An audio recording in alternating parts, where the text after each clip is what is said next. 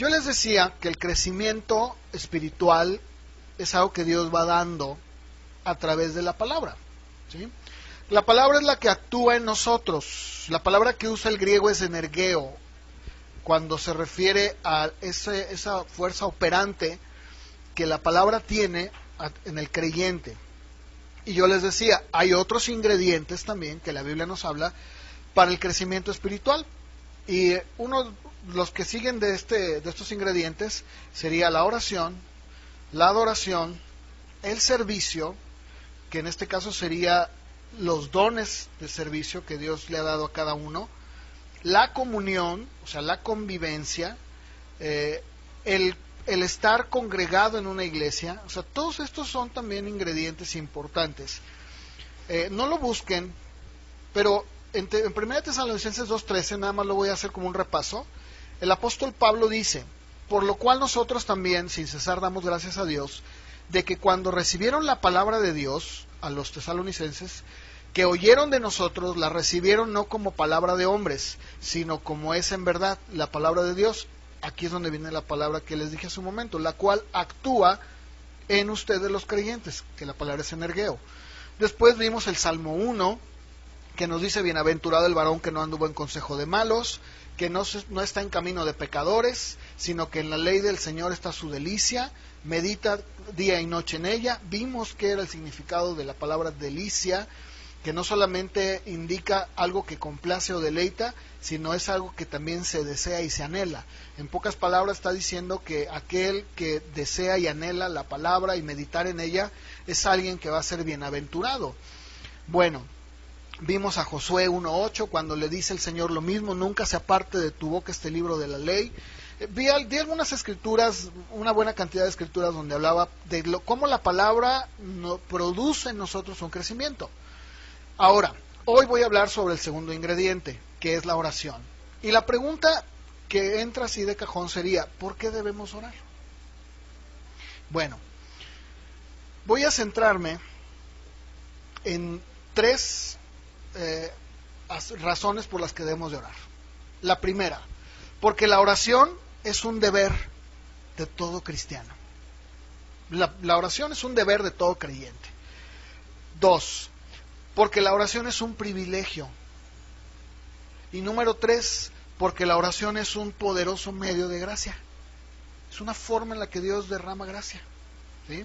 Y voy a ir por partes. Número uno, la oración como un deber. Bueno, la Biblia a través del Antiguo Testamento nos deja muy en claro que Dios llama a su pueblo a orar. Si yo, por ejemplo, les digo: díganme ustedes de personas o hombres o mujeres que han orado con fervor, nombres del Antiguo Testamento: David, Ana, ¿qué más? Abraham intercedió. Bueno, un ejemplo de esto que decían es Ana, ¿no? Ana fue una mujer que tuvo una oración muy muy fuerte, ¿no? Pidiéndole al Señor un hijo. Incluso también otra de las personas que dentro del Antiguo Testamento, pero que muchas veces, porque pensamos que los evangelios ya no son del Antiguo Testamento, no la contamos, es María, la Madre del Señor, en esa famosa oración que le llaman la Magnífica, ¿verdad? ¿Sí se acuerdan? ¿La han oído? Pero es una oración muy hermosa y está dentro del Antiguo Testamento. Pero muchas veces pensamos que ya no, porque es el nacimiento de Jesús, pero es el Antiguo Testamento. Bueno, entonces vemos cómo la Biblia a través del Antiguo Testamento nos habla de la oración. Incluso David nos deja una colección de oraciones pronunciadas por él en los Salmos, muy muy extensa, ¿no? Y cuando nosotros vamos al Nuevo Testamento, encontramos, por ejemplo, en Romanos capítulo 12, vamos a buscarlo ahora sí, en donde el Nuevo Testamento nos da mandamientos explícitos sobre la oración. O sea, la oración es algo que se enseña en el Nuevo Testamento. En Romanos 12, ya que lo tengan, me voy a esperar a que lo tengan todos.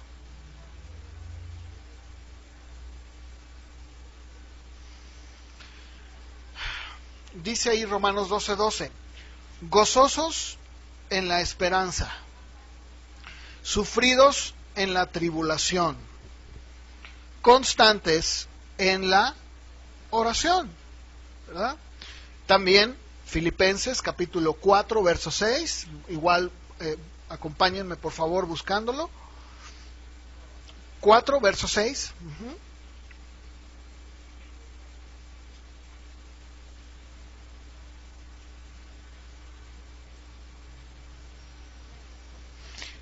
Filipenses 4, 6. Igual a ver si alguien me quiere ayudar leyéndolo. Sí.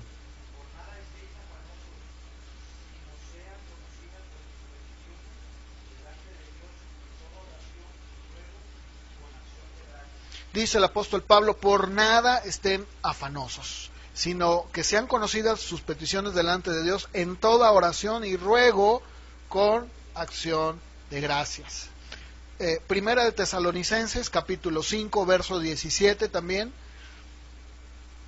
Estoy dando algunas escrituras que hablan de manera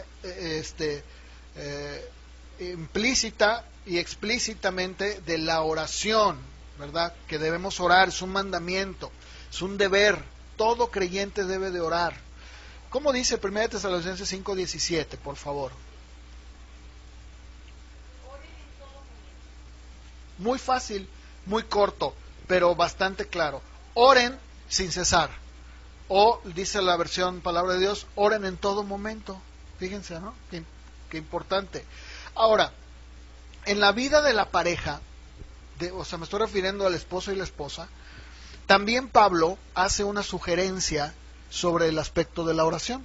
Allí en 1 Corintios capítulo 7, verso 5, el apóstol Pablo nos habla que la vida en pareja, la relación íntima que lleva una pareja, pues puede ser interrumpida por causa de la oración.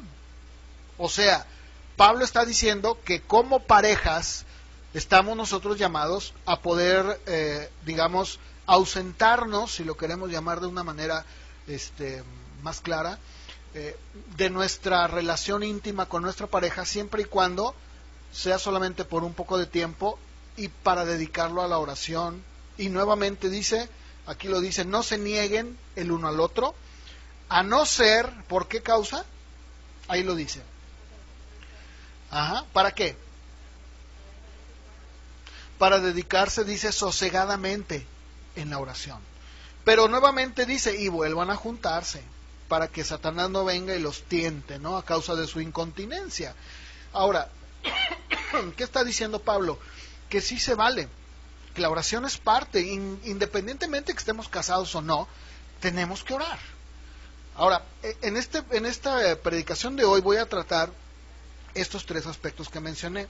La semana que entra voy a hablar de una manera un poquito más detallada sobre cómo orar, qué dice la Biblia. La Biblia nos habla de cómo qué posición debo tomar, ¿verdad? Pues la Biblia habla de todo eso. Porque de repente hay personas que dicen, bueno, yo oro, pero pues yo oro en la cama, ¿verdad? Híjole, bueno, Salomón decía, ¿verdad? Mientras yo estaba en mi lecho, mi corazón velaba. Y pues yo oro así. No, bueno, se vale, dice, orar en todo momento. Pero vamos a ver qué dice la Biblia sobre la oración. Vamos a entrar un poquito más a fondo. Aquí nada más voy a ver estos tres aspectos que mencioné. Nuevamente, también en 1 Timoteo 4:5, el apóstol Pablo nos dice que es a través de la oración que los alimentos son santificados. Allí en 1 Timoteo 4:5, no sé si alguien quiera leerlo.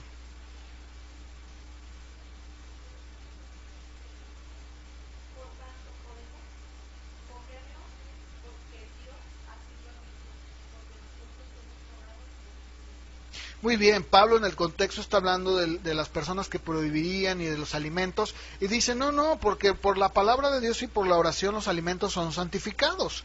Por eso es que nosotros cuando hacemos una oración antes de comer, que espero que lo hagan, pues lo hacemos para santificarlos y para agradecerle a Dios, ¿verdad? Señor, gracias por los alimentos que pones en nuestra mesa, y también te pedimos que los bendigas, que los santifiques, ¿verdad? Miren, en una ocasión les voy a contar esta historia, fue verídica. Le sucedió a un tío abuelo mío que era pastor. Resulta que a él lo invitaron a una etnia en Oaxaca, estoy hablando ya de hace muchos años, y la persona que lo invitó era una persona nativa de ahí, o sea, él era de Oaxaca, pero era de la sierra, y bueno, lo llevó ahí porque quería que pues el evangelio llegara a su familia.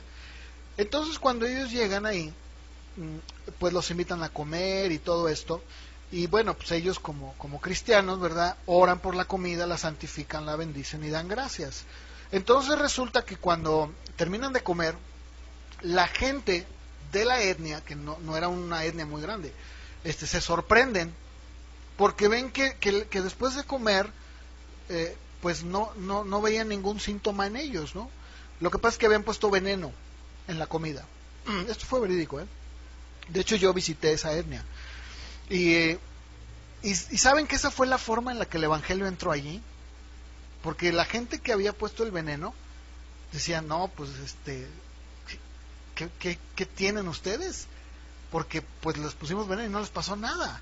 Es como, ¿se acuerdan cuando Pablo llega a la isla de Malta y dice que una víbora lo muerde y él solamente la pone el fuego y se la quita? Y todos los nativos decían, a ver, ¿a qué horas va a caer este hombre, verdad?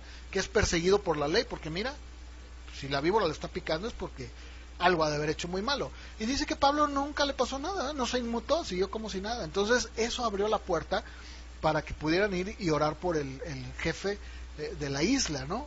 ¿Sí se acuerdan? ¿Lo han leído ustedes en Hechos, me imagino? ¿Sí? ¿Lo han leído? Ok.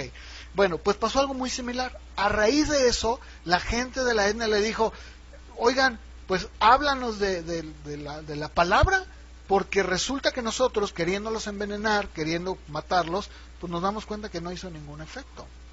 Y todo esto se debió a ¿qué? A la oración, ¿verdad? Ahora, también debo decirlo, la oración no es mágica, ¿eh? O sea, no es de que si tú te vas a comer una comida llena de hongos, pues no pidas que Dios la santifique, ¿verdad? Mejor tírala, ¿verdad? No, o sea, sí me entienden lo que estoy diciendo, ¿verdad? Que ellos ignoraban que les habían puesto veneno, pero Dios, que todo lo sabe, pues detuvo el efecto del veneno y fue la manera en la que la gente conoció el evangelio. Bueno, la Biblia dice, por la palabra de Dios y por la oración es santificado. Ahora, si nosotros también vamos, por favor, a Lucas 18, el Señor Jesús habló de una manera muy clara sobre la oración. Lucas 18, versos del 1 al 6.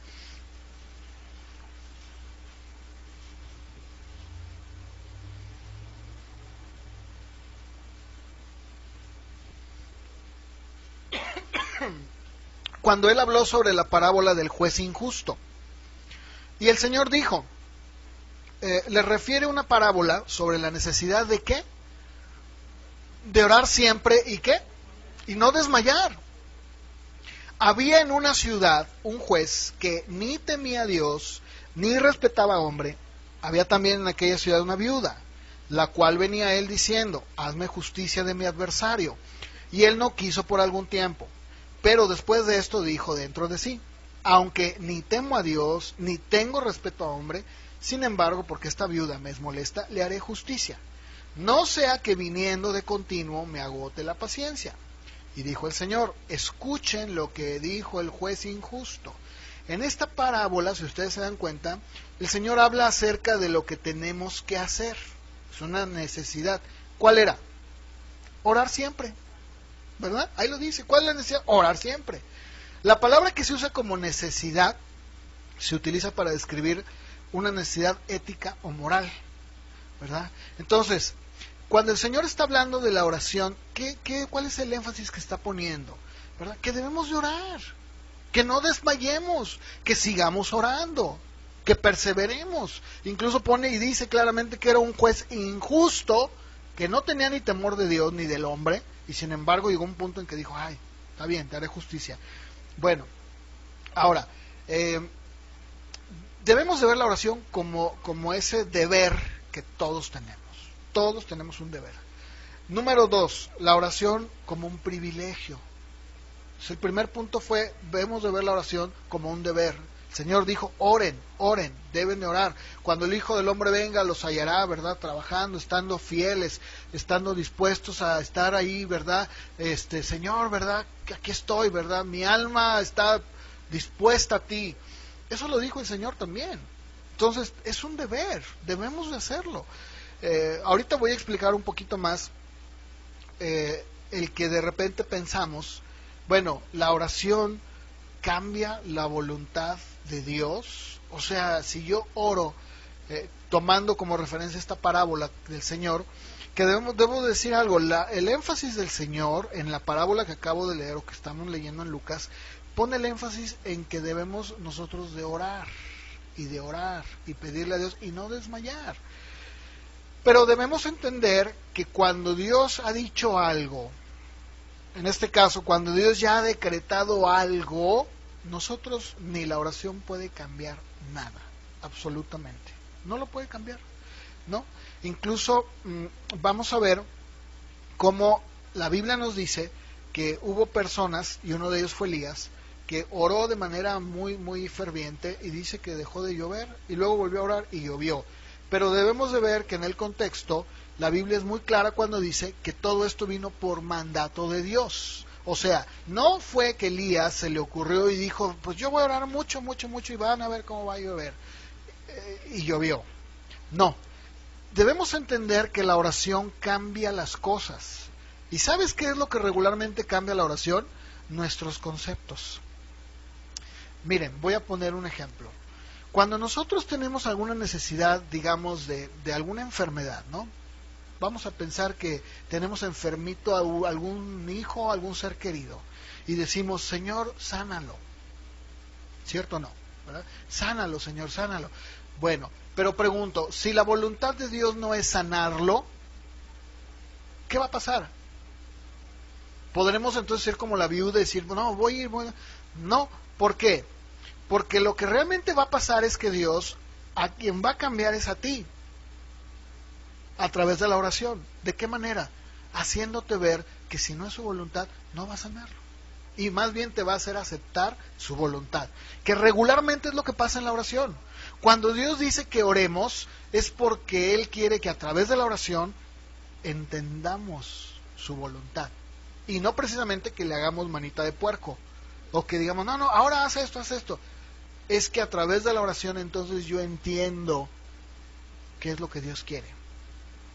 ¿Cuántas veces tú le has pedido a Dios por algo? No sé qué, porque no podría decirlo, pero le has pedido a Dios por algo, y al estar orando y pidiendo, Dios te cambia tu mentalidad, te dice, no, mira, qué bueno que estás orando, pero ¿sabes qué?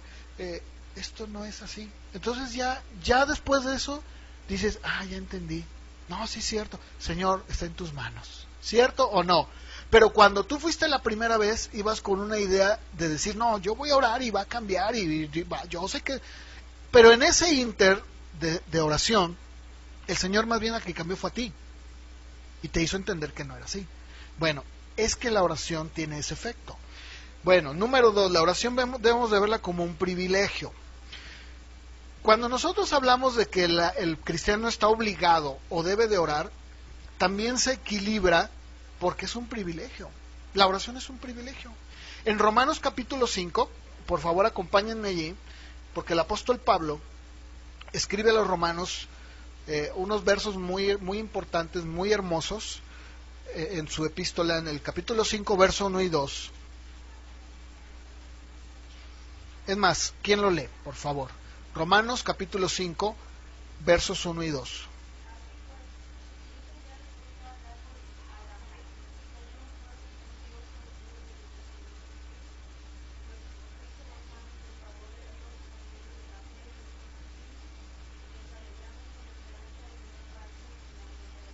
Muy bien, dice la versión Reina Valera, justificados pues por la fe tenemos paz para con Dios por medio de nuestro Señor Jesucristo, por quien tenemos entrada por la fe a esta gracia en la cual estamos firmes y nos gloriamos en la esperanza de la gloria de Dios. Yo me quiero centrar en este punto. ¿Por qué? Porque cuando Pablo está hablando de la entrada, que tenemos una entrada por la fe a la gracia, ¿a qué se está refiriendo? Muy fácil. En el Antiguo Testamento, la entrada a Dios, el acceso a Dios, estaba limitado por una separación entre el templo, el lugar santo, el lugar santísimo. En pocas palabras, toda persona que quisiera acercarse a Dios lo podía hacer solamente hasta un punto, hasta un límite, no había más. Solamente una vez al año el sumo sacerdote podía ofrecer sacrificios por todo el pueblo y entrar hasta el lugar santísimo, solamente una vez al año, nada más. De ahí en más, todo el pueblo estaba limitado. Ok, cuando nosotros vemos en la Biblia, en Mateo 27:51, quiero que lo leamos por favor, porque la Biblia nos dice que había una gruesa pared, ¿verdad? Había un muro muy grande que protegía el acceso hasta la presencia del lugar santísimo. Mateo 27:51. Yo creo que para la semana que entra, para efectos de que puedan ir viendo, voy a poner en la pantalla nada más los versos, no voy a poner la escritura, no, nada más los versos. Si no, ya no traen ni Biblia, no, pues ¿cómo? Los versos nada más, ¿sí? Para que si no, pues ya lo ven ahí, ¿no? Digo, es más cómodo, pues, nada más eso. Fíjense, ¿qué dice Mateo 27:51? A ver, ¿quién lo quiere leer? Mateo 27:51.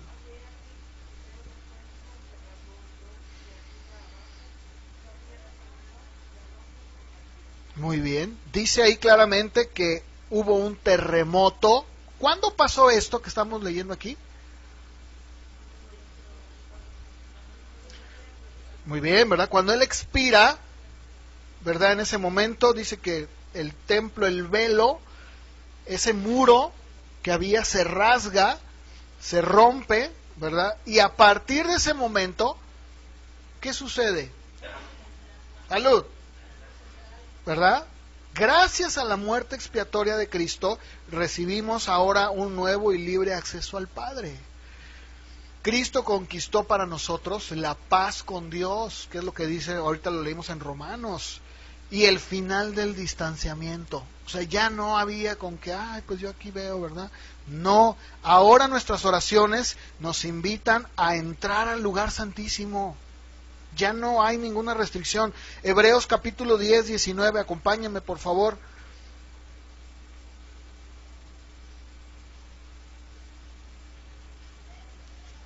Esto es algo increíble porque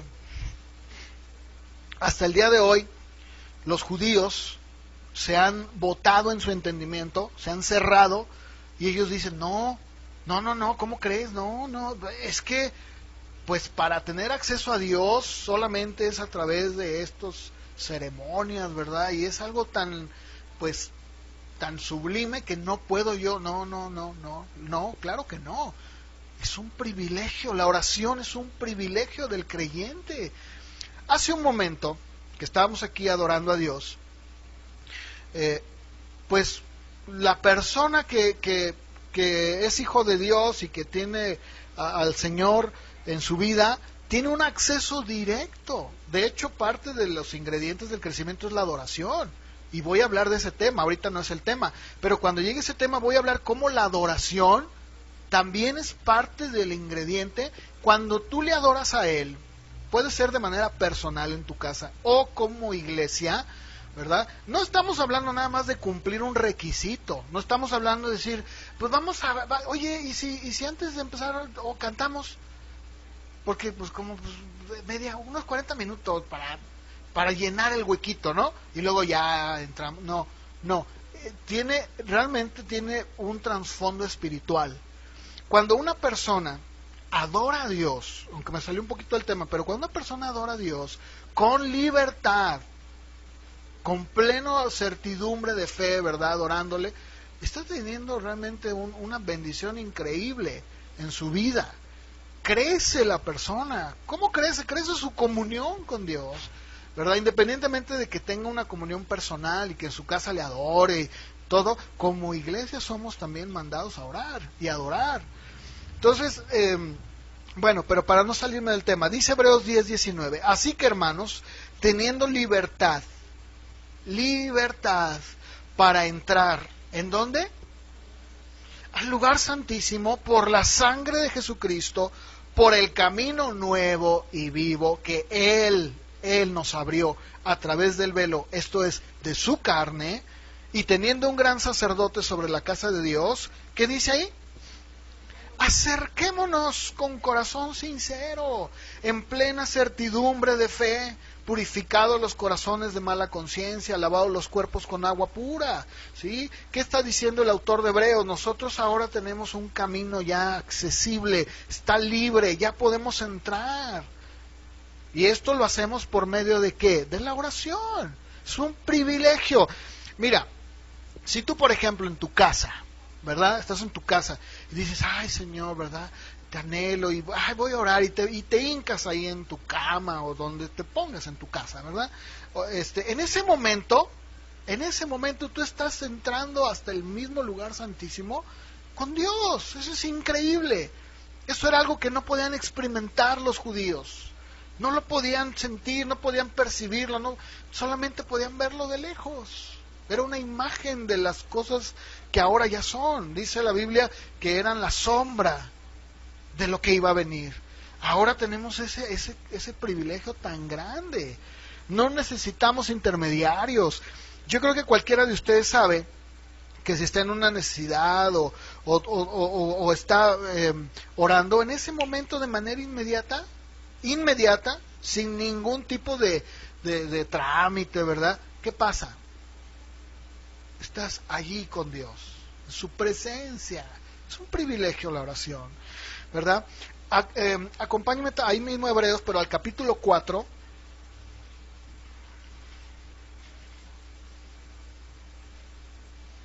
Hebreos 4:14. ¿Quién lo quiere leer, por favor? Hebreos 4:14 al 16.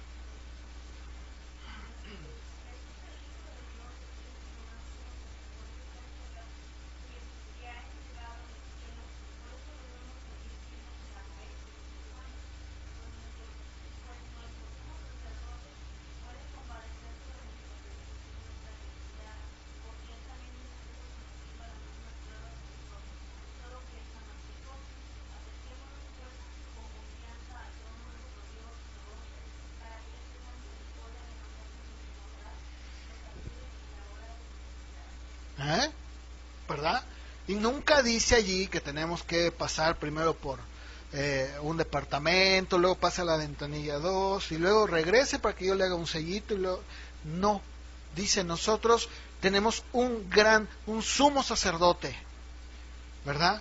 Que él se compadece de nuestra debilidad. ¿Por qué? Porque él también, ¿verdad?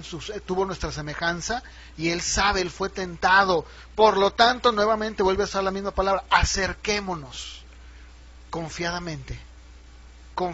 Y esa palabra habla de una persona que puede con una familiaridad poder entrar. A ver, voy a poner un ejemplo. Si tocan a la puerta de tu casa, ¿verdad? Llega una persona y toca, ¿a poco tú le abres la puerta y le dices, pásale? ¿Por qué? Porque no lo conoces. Pero si llega una persona conocida, un familiar, un amigo, aquí mismo de la iglesia, ¿verdad? Y llega y toca, ¿qué haces? Pues pásale, ¿no? Eso es precisamente lo que está diciendo la palabra griega. Acerquémonos confiadamente, o sea, con familiaridad. No necesito yo venir y decirle, ay Señor, ¿sí te acuerdas de mí? Bueno, no sé si te acuerdas. No. Tengo la confianza, por eso me puedo acercar contigo de manera confiada, familiar, ante ese trono de la gracia, donde yo sé que hay misericordia, hay gracia para el oportuno socorro. ¿Se dan cuenta que es un privilegio? Cuando nosotros entramos a la presencia de Dios a través de la oración, no llegamos como extraños ni como extranjeros, ya no, sino como hijos privilegiados, adoptados en la familia de Dios. Y eso lo dice Efesios 2:19. Acompáñenme, por favor. Ya no somos nosotros extraños, ya no somos personas a las que el Señor mire y diga, pues ¿quién eres? No te conozco. 2:19. Dice Pablo, así que ya no son extranjeros no son advenedizos, o sea, no son gente de otro pueblo extraño o alguien raro. Dice, son conciudadanos de los santos, miembros de la familia de Dios, que están siendo edificados sobre el fundamento que han dejado los apóstoles. Está hablando de los apóstoles primeros, no de los que por ahí andan diciendo que son apóstoles, y profetas. Está hablando de la ley, siendo la principal piedra del ángulo, ¿quién? Jesucristo mismo. Pero el punto aquí al que destaco es el primer verso, que dice, ya no son extranjeros, ya no son advenedizos. ¿Cómo dice en su versión? A ver, Betty, en tu versión de Palabra de Dios, tú también tienes Palabra de Dios, ¿verdad? Bueno, ¿cómo dice? Uh-huh.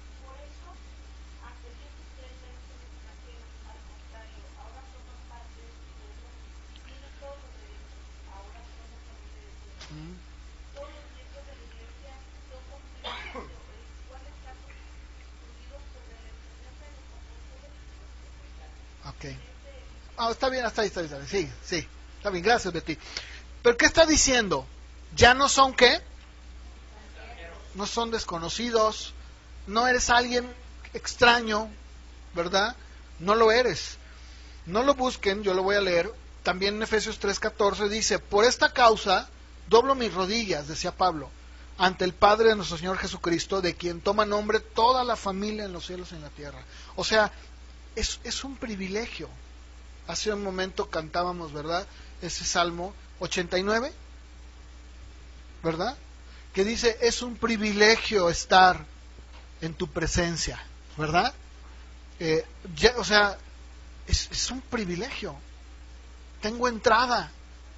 ¿Cómo la tengo? ¿Verdad? Pues por medio de Cristo. Pero ¿cómo es que yo tengo acceso? Por medio de la oración. Es un privilegio, ¿verdad?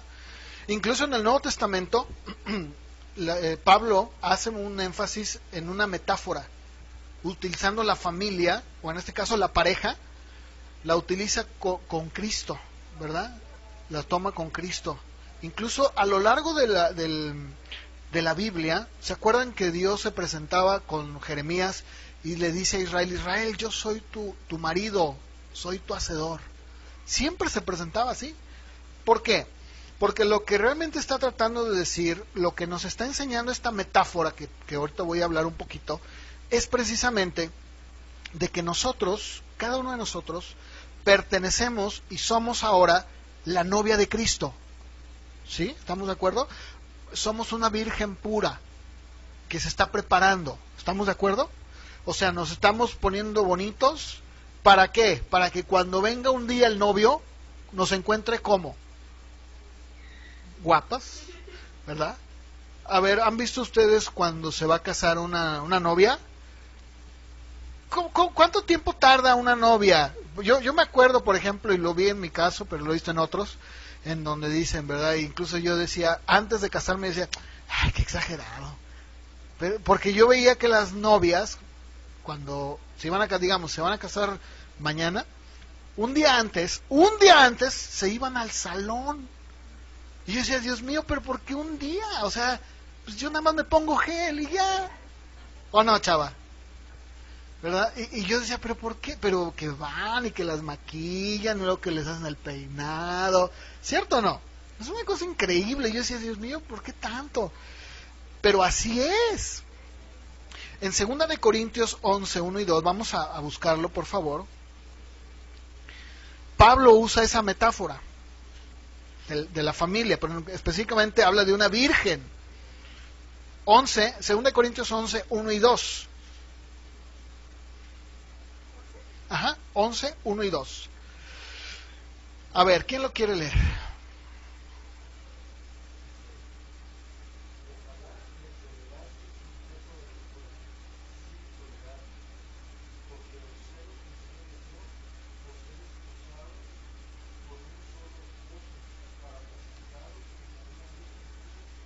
Fíjense, dice, ojalá me toleraran un poco de locura. Está hablando Pablo a los Corintios, ¿no? Tolérenme, dice, porque los celo con celo de Dios. Porque los he desposado con un solo esposo, porque los quiero presentar como una virgen pura a Cristo. Ahora, muchas veces el cristiano lucha mucho con el término de celo, porque dice, ay, ¿Pero qué, en el celo no es un pecado? No, a ver, momento. No, realmente el celo del hombre está muchas veces ligado a la envidia y a la codicia, ¿no? Que son parte de su naturaleza. Pero en las Escrituras, Dios mismo se describe como un Dios celoso. En Éxodo, no lo busquen, en Éxodo 34:14 dice, no te inclinarás a ningún otro Dios, pues yo soy Jehová, cuyo nombre es celoso. Dios celoso es. Cuando esa palabra se utiliza en el sentir de Dios, cuando habla de Dios, es porque Él desea a sus criaturas como parte de Él. Dices que eres mío, te quiero, me perteneces. No con un celo de envidia, de ay, mira, no. Él no siente celo de nosotros, Él es celoso con nosotros. Es decir, se preocupa de manera indispensable por nuestro bienestar. Es lo que Pablo dice cuando dice, le celo con celo de Dios. Él sentía un celo porque los corintios amaran y fueran propiedad exclusiva de Dios. Es decir, ustedes son de Él, le pertenecen a Él, nadie más. Él es su Señor, Él es su esposo. Incluso en Efesios 5:22, vamos a leerlo, ahí es donde usa la metáfora de la familia, y más bien del matrimonio, ¿verdad? En donde muchas de las veces este texto es muy controversial, sobre todo para las hermanitas, porque habla sobre la sumisión del esposo, de la esposa al esposo, ¿no? Y ahí es donde de repente ya como que la cosa no me gusta mucho. Pero sin entrar a ese tema, porque no es el que voy a tratar, dejando a un lado ese aspecto de la sumisión, si ustedes se dan cuenta, ahí Pablo está hablando de la relación mística que existe entre Cristo y ¿quién? Y la iglesia. A ver, ¿cómo dice? Efesios 5:22 y 23.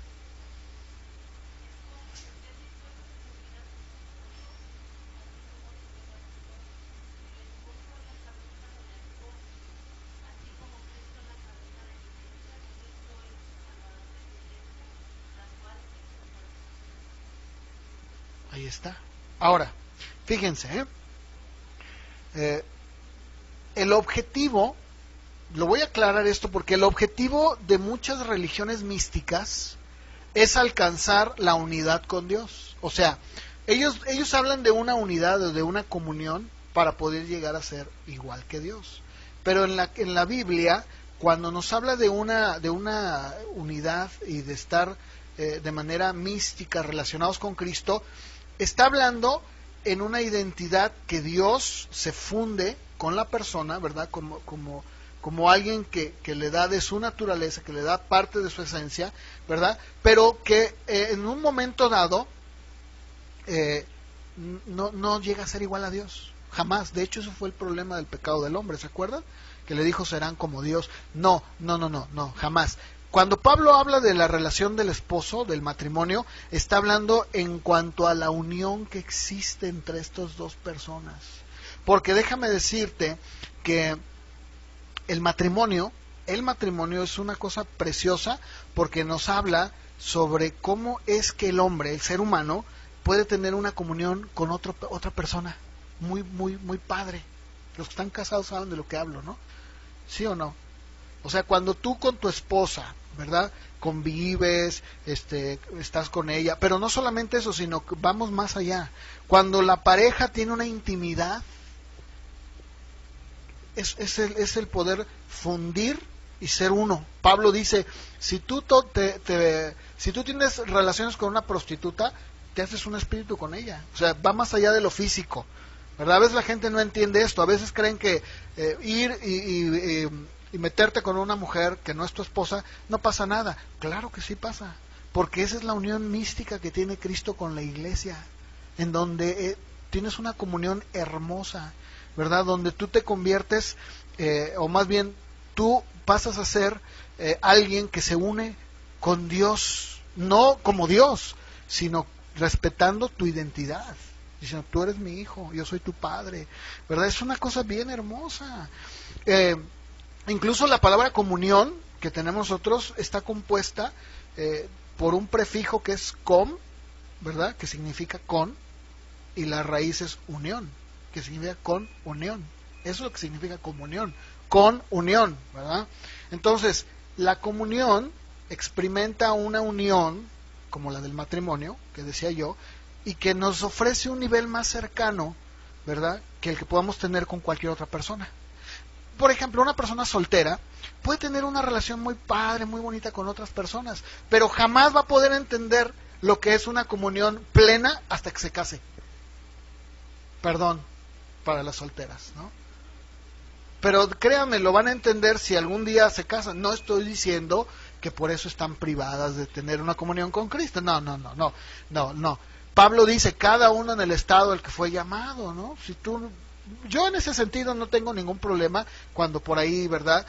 Alguien dice, no, yo no tengo necesidad, me siento bien. Qué bueno, está bien. Pero sí debo de decir que en el matrimonio se experimenta un nivel más cercano de relación que el que puede haber en otro lugar. No lo hay. El matrimonio es ese nivel de comunión preciosa que hay. Y creo que los que están casados saben a lo que me refiero y pueden decir, sí, es cierto, es verdad, o no es cierto. ¿Verdad que sí? Ok, bueno. Ahora, en esta unidad, las dos personas no pierden su identidad individual, ¿verdad que no? Cuando estás con tu marido, no es de que, ay, ¿quién eres? No sé, ¿y tú quién eres? Nada. No, los dos tienen su identidad. Ah, mi marido, mi mujer, ¿verdad? ¿Sí me explico? O sea, los dos mantienen y respetan su identidad. Es lo mismo que sucede, ¿verdad?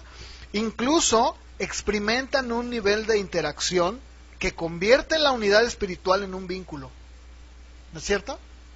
A ver, los que están casados saben que, por ejemplo,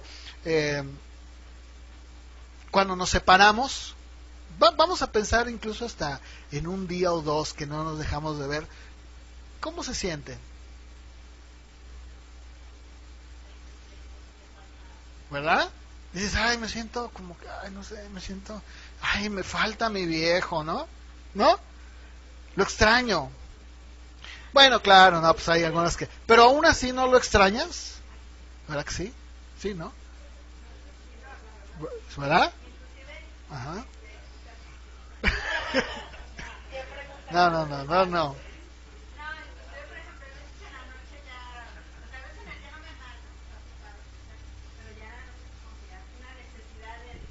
Claro. Es, ¿verdad? Claro. Exactamente. Incluso Betty decía, comentaba, pues, ¿verdad? Dice Betty, a ver, ¿qué va a decir el pastor? ¿Qué va a decir? A ver, ¿qué dije yo? ¿Qué dije yo? No te preocupes, no voy a decir nada que me vaya el tema. Pero comentaba que, por ejemplo, Chava, que está en el taxi, llega un momento en el que ya ¿a qué horas decías? ¿Qué haces? ¿Ah? ¿Por qué? Ay, qué latosa. ¿Será que de verdad no confía en Chava? No, ¿por qué? Porque hay un vínculo, ¿cierto? O sea, ya estás ligado. Y dices, ay, ¿dónde estará? ¿Cómo le dices a Chava? Angelito. Bueno, ¿verdad? Ahora, entonces fíjense, en el Nuevo Testamento, Pablo, cuando habla precisamente de la iglesia y Cristo, usa la metáfora del matrimonio y dice, así es con Cristo y la iglesia. Hay un vínculo y que Cristo respeta la identidad individual de ese ser, pero sin embargo se funde. Somos parte de él. Entonces todo esto lo logramos a través de la oración. Entonces es bien importante. Por eso debemos de ver la oración como un privilegio.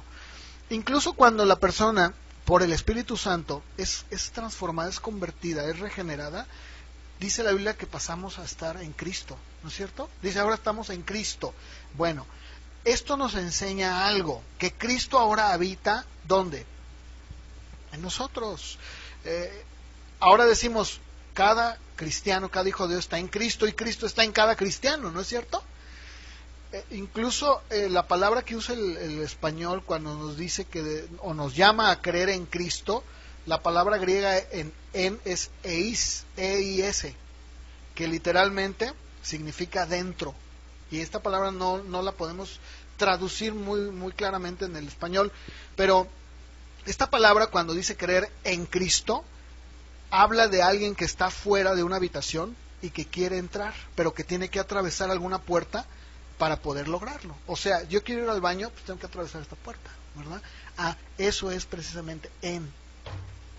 Una vez que ya pasé yo la puerta, entonces ya no estoy fuera de la habitación, estoy dentro de ella. Eso es en, o eis en el griego. Y eso es lo que la Biblia habla cuando dice que estamos en Cristo. Y por fe hemos pasado adentro de Él y Él ha pasado adentro de nosotros. Y eso es lo que pasa en el matrimonio. Es uno de los aspectos más gloriosos del matrimonio. Es la unión del alma de los dos seres.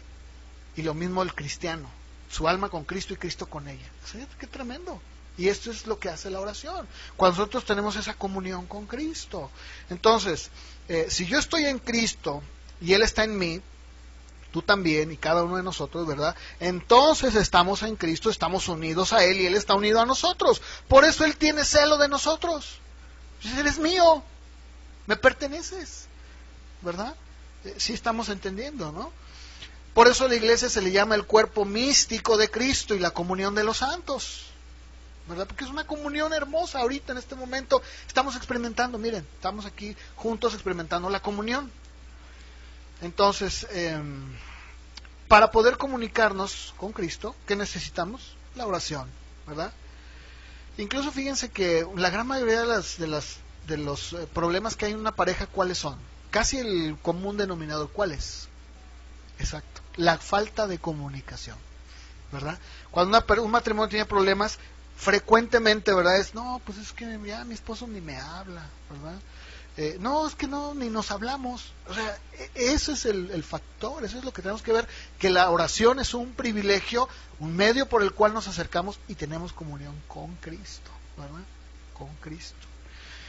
Fíjense que, no sé ustedes, pero yo me acuerdo que, yo creo que se van a identificar. ¿Cuántos de ustedes cuando estaban noviando se comunicaban mucho con la novia o el novio? ¿Mucho? ¿Poquito? ¿Cómo era? ¿Mucho? Un montón, ¿verdad? Todo el día. Cuélgale. Tú cuélgale. No, tú. Fíjense que, sí. Los tres. Ay, ¿se acuerdan? Mira nomás. A ver, chava, ¿tú cómo era tu...? ¿Sí? ¿Era y sí? De que, ay, Betty, ¿te dejabas de ver y ya le estabas hablando o no? Sí, ¿verdad? Sí, ¿verdad? Había mucha comunicación, ¿verdad? Pues creo que lo entendemos muy bien, ¿no? ¿Quién nos recuerda esa etapa? Queríamos mantener una comunicación estrecha. Si mandábamos una cartita, ¿verdad? Pues lo hacíamos no por obligación. ¿Verdad que no era obligación? Le voy a escribir porque me está dando lata.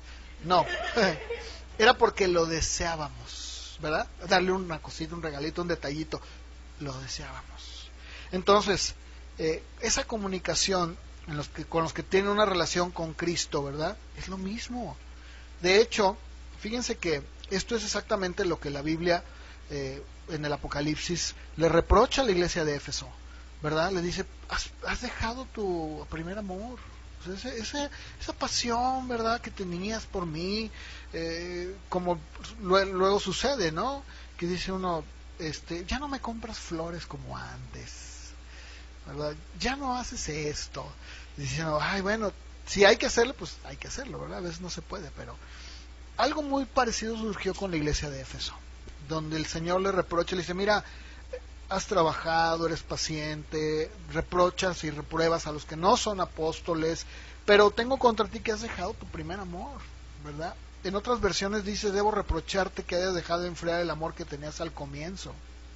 Y yo les decía la otra vez que cuando Jesús está hablándole a esta iglesia, no está hablando de que no tuviera ya un amor por Cristo, lo que está diciendo es de que la prioridad que debe de haber en todos nosotros ya no estaba, ya se había apagado. Acuérdense que en Mateo 22, acompáñenme por favor, el Señor Jesús habló precisamente de esto. Mateo 22, 37, incluso voy a pedir que alguien lo lea. Mateo 22, 37.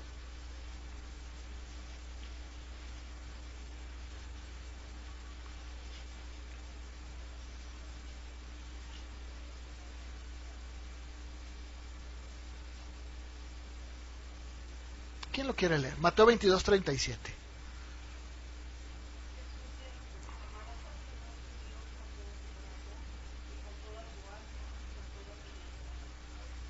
hasta el 40, hermano. Por favor, sí.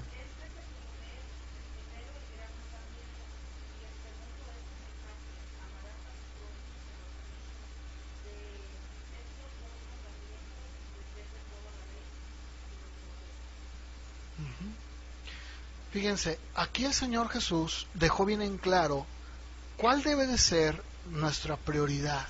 ¿Cuál debe de ser? Ahí está. ¿Qué había pasado con la iglesia de Éfeso? ¿Tenían celo? Sí. Les gustaba guardar y decían, no, discernimos que este es un falso. Todo estaba muy bien, pero desgraciadamente, ¿qué había pasado? Ya pasaba a segundo término, ¿verdad? El amor, la comunión, lo que acabo de mencionar hace un momento, que debe de haber en nosotros, el decir, Señor, soy tuyo, tú eres mío, yo estoy en ti, tú estás en mí, estamos fundidos, soy parte tuya, soy esa virgen que se prepara, o sea, mi prioridad eres tú. El Señor lo dijo, amarás al Señor primeramente por sobre todas las cosas, y como consecuencia, amamos al prójimo. ¿O no es cierto? ¿Verdad? Eso es lo que está enseñando el Señor. Incluso es bien triste, ¿verdad? No lo busquen, pero esta iglesia de Éfeso era una iglesia a la que Pablo, en Hechos 19, dice que había gente que practicaba la magia y que habían traído los libros y que quemaron todos los libros, y dice que crecía y prevalecía poderosamente la palabra del Señor ahí en ese lugar de Éfeso. Es la misma iglesia. Esa es la misma iglesia a la que él escribe y les dice, por esta causa, habiendo oído de su fe en el Señor Jesús y de su amor para con todos los santos, no ceso de dar gracias por ustedes, haciendo memoria de ustedes en mis oraciones. ¿Y qué es lo que sucede? ¿Verdad? Que efectivamente se enfría, decías tú, ¿verdad? Se enfría. Sí, claro, debemos nosotros de mantener en primer lugar, ¿verdad? ¿Y cómo lo logramos? Alimentándolo como un matrimonio, con nuestra relación con Él. No como una obligación, sino como un privilegio. Sí, Señor, de verdad no hay nada más hermoso que estar en tu presencia. Por eso David decía, ¿verdad? Para mí es mejor estar un día en tus atrios que 1000 fuera de ellos. Y vamos, que David no sabía lo que era entrar al lugar santísimo. No tenía el acceso. Pero él comparaba a las palomas, a las aves. Dice, mira, yo prefiero ser una paloma que está ahí haciendo nido, ¿verdad? Como lo vemos hoy, ¿no? En muchos templos que están haciendo nidos. Dice, yo prefiero estar así como esa paloma. Con tal de estar ahí, mira, aunque sea en el atrio, no le hace. Que 1000 fuera de ellos. ¿Y cómo logramos esto? A través de la oración. Y finalmente, la oración es un medio de gracia. ¿Sí? Con esto voy a terminar. ¿Verdad? ¿Por qué? Porque Dios utiliza la oración para hacer que su voluntad se cumpla. Dice Santiago, acompáñenme, capítulo 5. Santiago 5, versos 13 al 18. A ver, ¿quién lo quiere leer? Santiago 5, del 13 al 18. Uh-huh.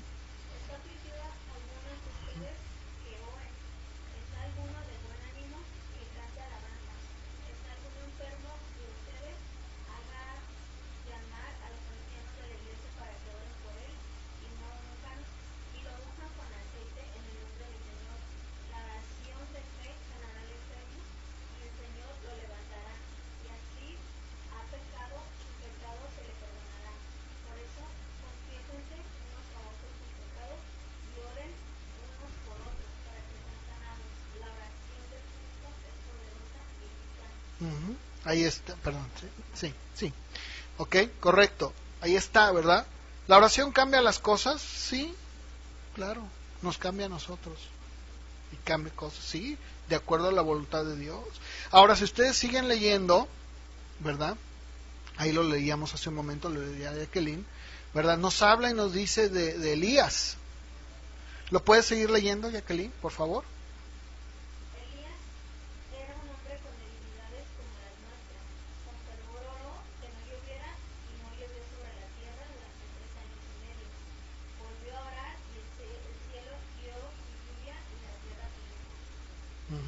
Fíjense, la palabra que usa Santiago ahí, cuando dice la oración eficaz del justo puede mucho, esa palabra, bueno, en primer lugar, eficaz es la misma energeo, la con la que comencé, que dice Pablo a los tesalonicenses, la palabra de Dios que actúa en ustedes, es una fuerza operante. Es la misma palabra que está diciendo que la oración produce, o sea, tiene una fuerza propia que produce. Ahora, la palabra que dice puede mucho, esa palabra está en participio presente, o más bien la palabra es eficaz. Permítanme, ahorita les voy a decir. Eficaz la oración justo es energeo, que es la misma que se utiliza para hablar de la palabra de Dios, del Espíritu Santo. Fíjense qué interesante, del amor de Dios que ha sido derramado en nosotros. Esta misma palabra se usa de esto. Es una fuerza que genera en nosotros, y la oración es un medio por el cual se genera. O sea, la oración también, como la palabra, produce en nosotros y hace muchas cosas. Ahora, la palabra puede mucho, el verbo está en participio presente, y dice así, el significado puede ser que en su obra interna, o sea, la oración de manera interna, produce en el que ora, llevándole a una misma sintonía con la voluntad de Dios, como en el caso de Elías. O sea, cuando Elías oró fervientemente, de energeo, o sea, o esa fuerza operante, lo estaba llevando a estar en sintonía ¿con qué? Con la voluntad de Dios, diciéndole, Señor, que no llueva, y no llovió. ¿Por qué? Porque estaba en sintonía con Dios. Es lo que dice Juan cuando dice, sabemos que nosotros le pedimos las cosas y Él nos las da. ¿Por qué? Porque las pedimos en su voluntad. ¿Sí me explico? Eso es lo que está diciendo Santiago, y da el ejemplo. Pero muchas veces hemos pensado que esto es una forma que nosotros podemos hacer que las cosas sucedan a través de la oración. Pues la verdad es que si son su voluntad, sí van a suceder. Por eso es de que el día de hoy tenemos, que mucha gente dice, ¿verdad? Vamos a orar por la ciudad, ¿verdad? Vamos a orar para que la ciudad se convierta. Y yo no dudo, yo no dudo de que muchos hacen eso con un corazón sincero. ¿Sí me explico? Pero ¿qué sucede? Que la ciudad empeora, ¿no es cierto? ¿Por qué? ¿Será que la Biblia se contradice? Pero pues dice ahí que la oración eficaz del justo puede mucho. Hay gente muy sincera que se reúne a orar y ahí están orando, hasta incluso van al centro, o luego otros van a los montes, ¿no? A los cerros, pues, porque dicen que son lugares altos, y como los demonios están en lugares altos, pues hay que estar así como a nivel, ¿no? Ahora, yo no quiero hablar mal, simplemente estoy diciendo que muchas veces lo que estamos viendo es una ignorancia. ¿Por qué? Porque van y oran y dicen, ¿verdad?, que Guadalajara sea transformada, y de verdad lo hacen con un corazón sincero. Yo mismo llegué a participar en este tipo de eventos, ¿verdad? Tal vez alguno de ustedes también lo llegó a hacer. Y sin embargo, díganme, ¿cómo está la ciudad? Peor, sí, es cierto, peor. O sea, no vemos nosotros que hay un cambio. Ahora, ¿eso significa entonces que la oración del justo no puede eficazmente? ¿No puede? Sí, claro, cuando está en sintonía con Dios. ¿Sí me explico? O sea, tenemos que entender, ¿verdad?, que el poder de la oración es un medio que Dios utiliza para que sus fines se cumplan, no los míos. La palabra claramente dice que la maldad se multiplicaría. Algunas personas luchan un poquito con el aspecto como lo hacía Mónica. Mónica era la mamá de Agustín de Hipona. ¿Alguien ha oído de Agustín, el padre de la iglesia? Mónica, se llamaba ella, era una mujer devota, o sea, dedicada a Dios. Ella se afligía constantemente de ver que su chamaco Agustín era un díscolo, era un egoísta y desenfrenado, por cierto, ¿no? Entonces dice que en una ocasión fue con su pastor, el obispo Ambrosio de Milán, para conseguir consuelo y decirle, obispo, quiero que usted me diga que todas mis lágrimas no han sido en vano. Y Ambrosio intentó consolarla con una pregunta retórica. Le dijo, Mónica, ¿hay alguna posibilidad de que se pierda un hijo por el cual se han derramado tantas lágrimas? Bueno, Ambrosio esperaba que la mujer respondiera, no. Pero sabes, te voy a decir una cosa. Yo en lo personal, a la luz de la Biblia, creo que no porque una madre llore mucho, se va a salvar. Claro que no. Es como si yo, por ejemplo, ¿verdad? Predico con lágrimas, con pasión, ¿verdad? Y nadie se convierte. ¿Cierto o no? Jeremías fue un hombre que 40 años le predicó a una nación, lloró, le dijo, mis ojos están, quítame la vida, Señor, ya no, le dolía en el alma. Pero sin embargo, muchas de las veces nosotros, como Ambrosio, el obispo de Milán, creemos que porque una madre ha derramado muchas lágrimas, ¿verdad?, su hijo se va a salvar. Decimos, no puedo, yo no puedo decirte eso, ¿verdad?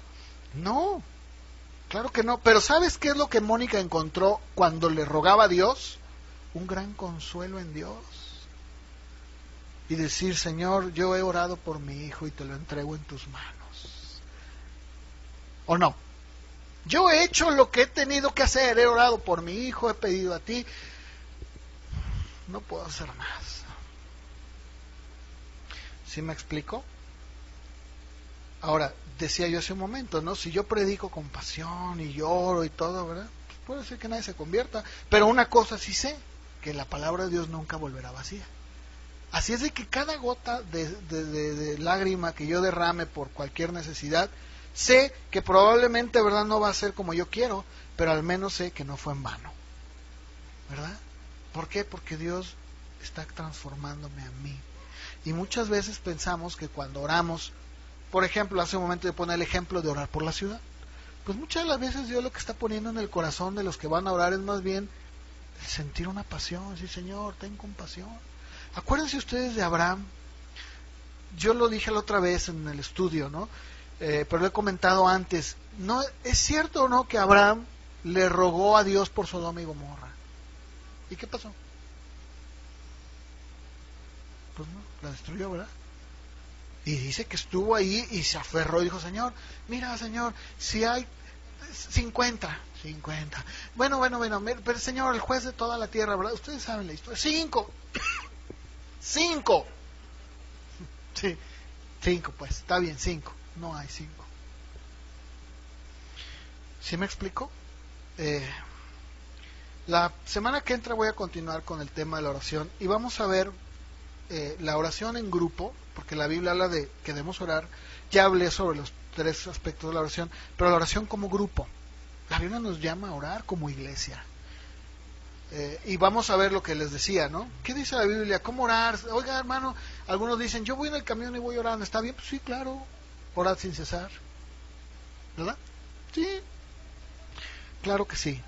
¿Se acuerdan que al Señor se acercaron sus discípulos y le dijeron, Señor, enséñanos a orar, ¿verdad? Enséñanos a orar. En una ocasión hubo un hombre llamado Peter que también le dijo a Martín Lutero, era el barbero, era